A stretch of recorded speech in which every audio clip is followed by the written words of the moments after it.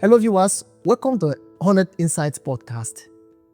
Today, just like that, I am still Reverend Ambassador Green Albert Olutoti. And with me, by my right hand, is Jim Paul. If you were here with us the last time, he said something, and I'm going to catch him by that today. And I requested that we talk about it on the day I will have. Mr. Ariel Chooks. Okay. All right, let's talk about it.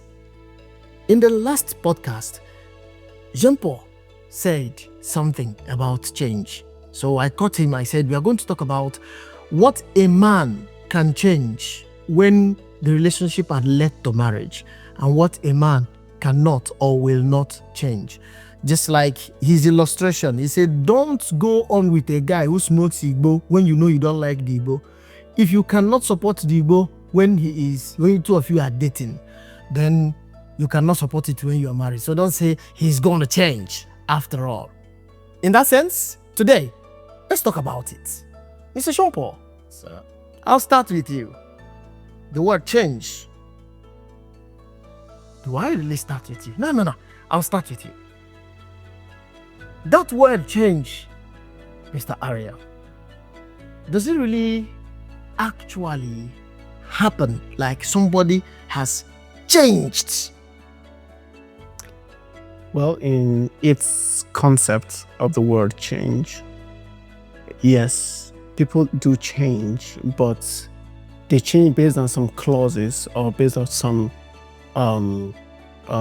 coming to terms with a fact that there is a need at hand that needs to be attended to. So these things are like the odds which determines if someone takes a certain kind of decision and stick to it for a very long time or permanently. Because the process of change comes through a certain kind of order, a certain kind of comprehension. So now we're talking about in this situation when it comes to the relationship, what change are we talking about? What is the cause of the action that needed to be changed? What is the root cause? And why does it need to be changed? Okay. Exactly. All right. I will come to you. But Carl Rogers said, personality is flexible and not rigid. So I would buy it that somebody can change. It's all right. Jean Paul, back to you. I will tell a story, then you pick it up from there. A young girl was dating a young man, and the young man was smoking. And this young girl is a committed sister in the church who doesn't want to settle down with a smoker. And at the verge of their wedding, she discovered this guy still smokes. And her friends advised her, don't worry, he will change after the marriage. Please, can you give me possibility in this change or impossibility in this change? All right. Reverend, in every act or behavior, we believe, or I believe, there is something behind it. And you cannot remove that behavior if you don't have something to replace it. If somebody is good at sleeping and you want him to change, you cannot give him a seat at home to be sitting down and he will not sleep. So for that person to change from sleeping to be active, you need to have something to do or something doing that will take away the sleep from his eyes. If, like me, for example, I smoke cigarette.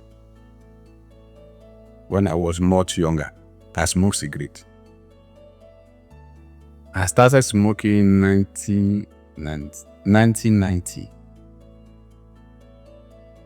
I stayed with my uncle and he never knew I was smoking until I stopped smoking 2004. 1990 to 2004. That's 14 years. Uncle, you were a mentor in smoking. My uncle never knew I was smoking. Then, I wanted to stop smoking. There is a difference between somebody that wants to stop something and somebody that doesn't want to stop at all. He just wants to stop because you are pushing him to stop. There is a difference. Okay. If a person wants to stop something, you can encourage him to stop it. But if the person doesn't want to change or to stop, it will be difficult for you to make him to stop. I stopped smoking because I wanted to smoke. This is 2025 and I stopped smoking 2004. 21 years ago. 21 years ago, I stopped smoking. I have never touched cigarette again since that year. Okay.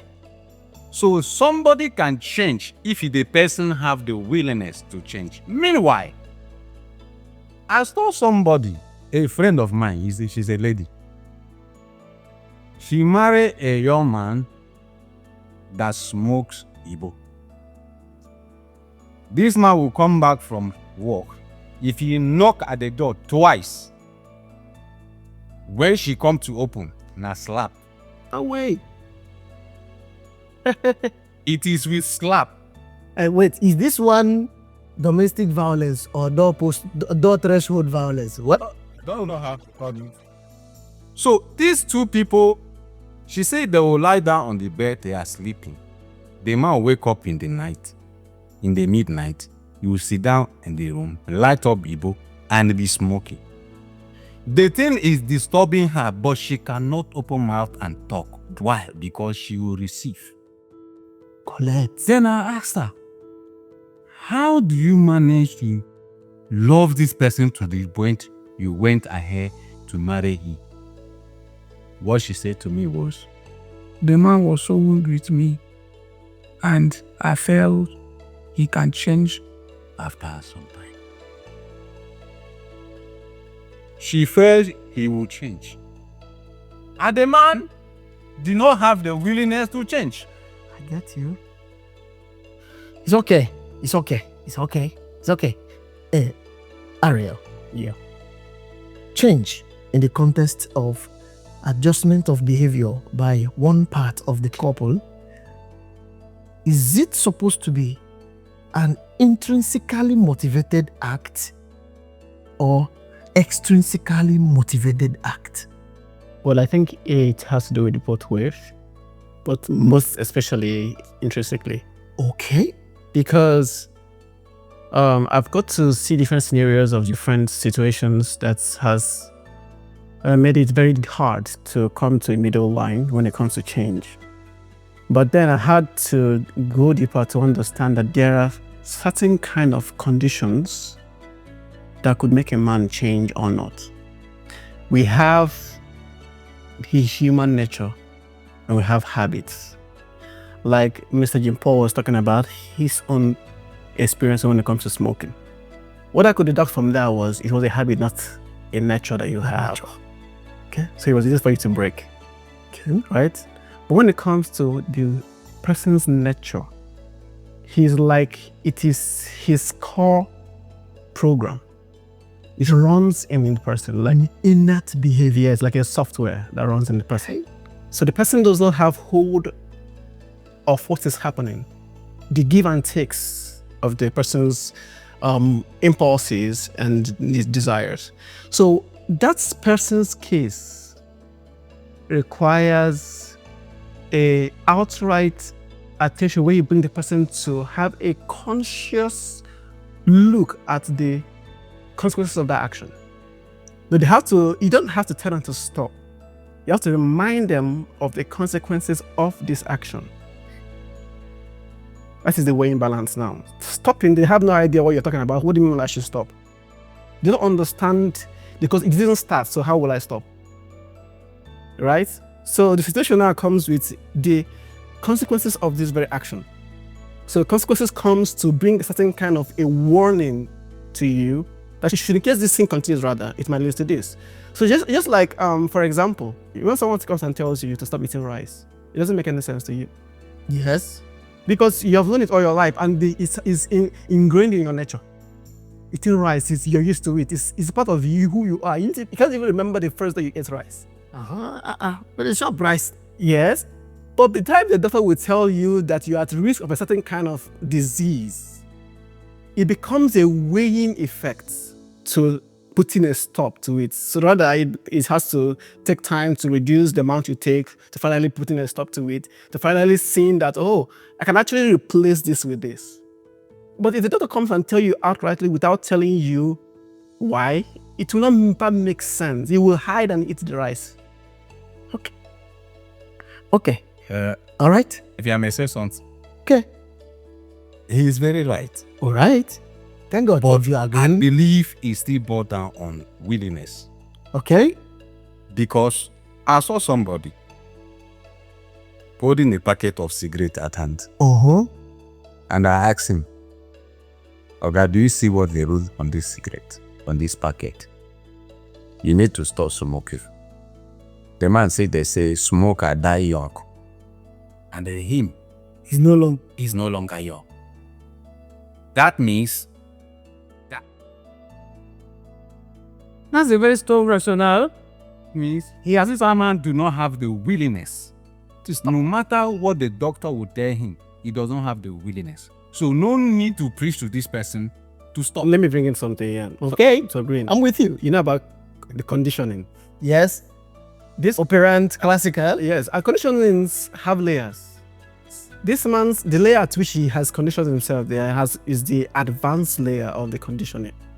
So the thing has entered, was in law, when you talk about law of attraction, where you form new habits, development and everything, you find out that you have to teach your subconscious mind to get used to this kind of habit. His subconscious mind is fully fueled by that action. That man has crossed a certain kind of line. It has actually become a strong addiction. Exactly. The process, even sometimes when you go to a therapist, they look at the situation, they will know that there are two ways out of here. It's decided this man, because if the man tries to stop it outrightly, it will affect him. Yes. You know, I'm right. If the man continues, he might die. Right? So they leave you with those two options. Now, that is why you talk about will. Will is there. Now, Dr. Green said something about, before we got on set, talking about something kind of that level of that permanent conditioning.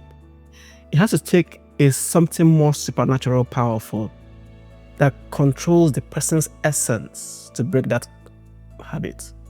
All right. Dr. Green talked about Holy Spirit for Christians. Okay. All right. You are landing at a point. Before you go there, just wait a minute. I wanted to take it to human factor. Let it be ergonomical first before we go Noma. The Holy Spirit is a separate factor here. I wanted us to draw facts from where two of you were agreeing. Okay. The factor called willingness. As a psychologist, you know a person who is not willing cannot be treated. Yeah, of course.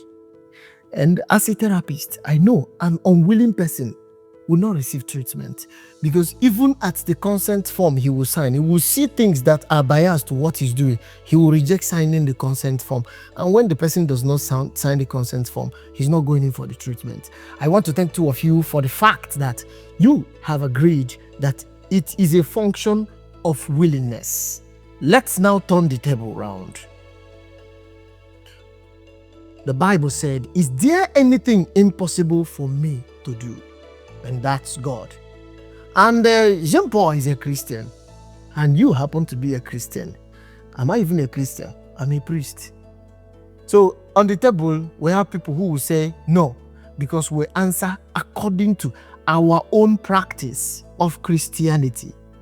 Viewers, from what Jean-Paul said, from what Aria said, it takes the Holy Spirit to stop what you cannot stop. Even what we as therapists have tried and they didn't work. What they as psychologists have tried and they don't work.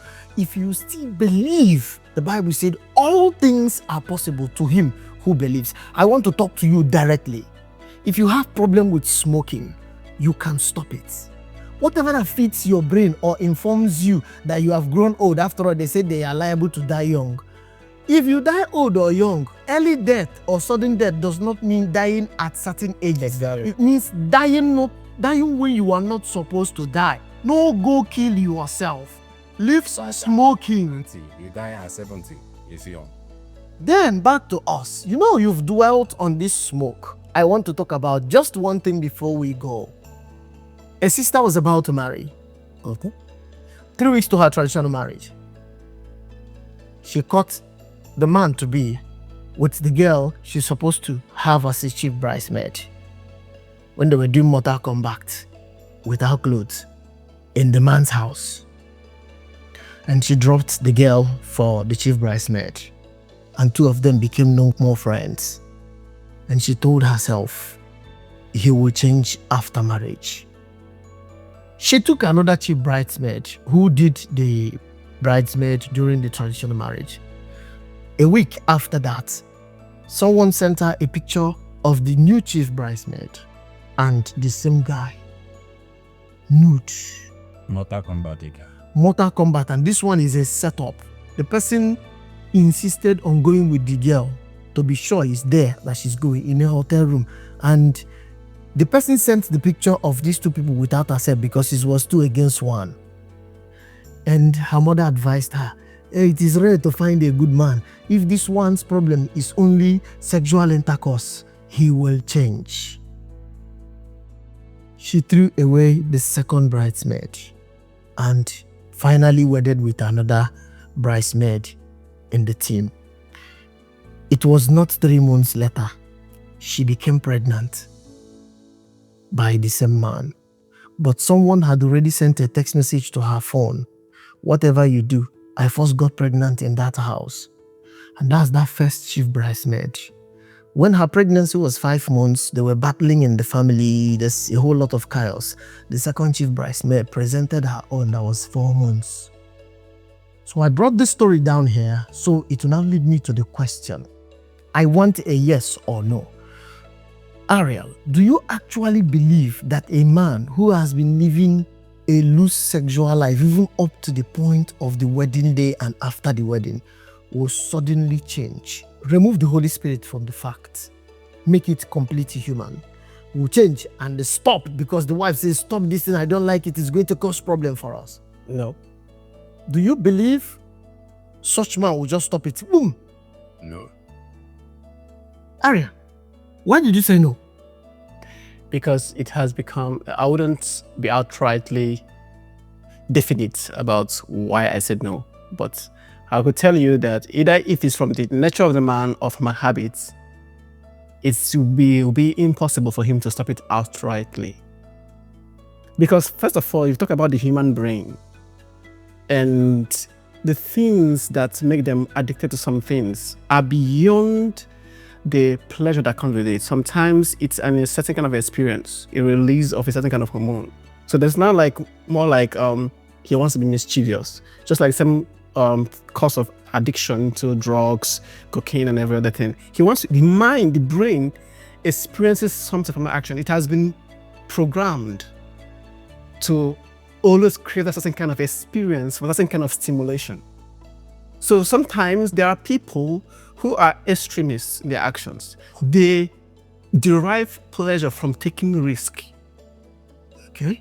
Yes. So they always seek an experience that are risk inclined to experience a certain kind of, it was risky, I escaped. It's risky, I escaped. Those kind of, understand those kind of cases of those kind of men. If you find yourself in that kind of situation, I'm talking about just biological and psychological. If you find yourself in a situation that is a process.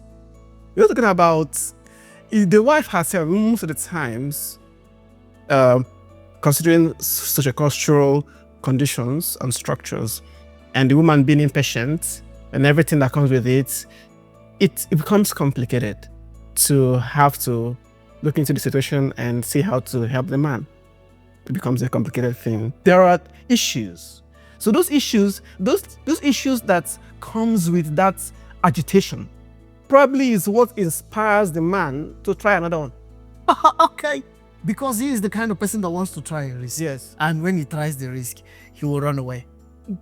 To see how you can trick the mind. If that is the that is in the line the man is taking those actions.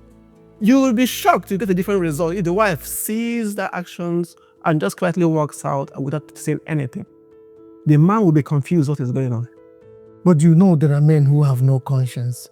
If the wife keeps quiet, such men without conscience will say she's comfortable with it and he will do. Exactly. We're talking about case studies, right? There are men that want you to be agitated so they can try it again.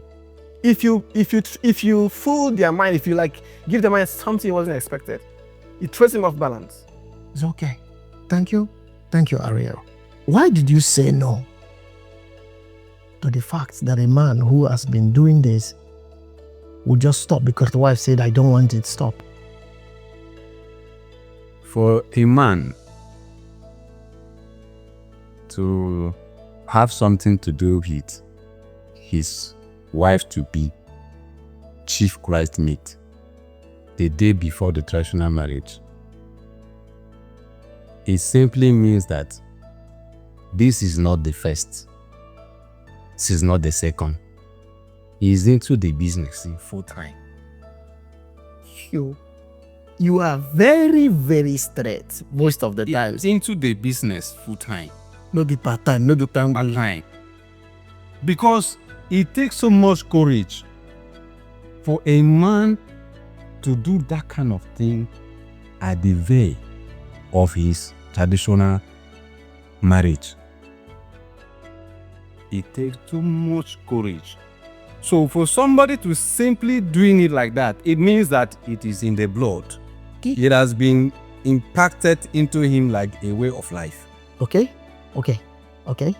It's all right. So the lady at that moment, the wisdom behind her decision, whether to continue with this or to drop it, depend on how she can endure. Some women are able to accept their husband to marry 5 wives. Okay. Do you understand?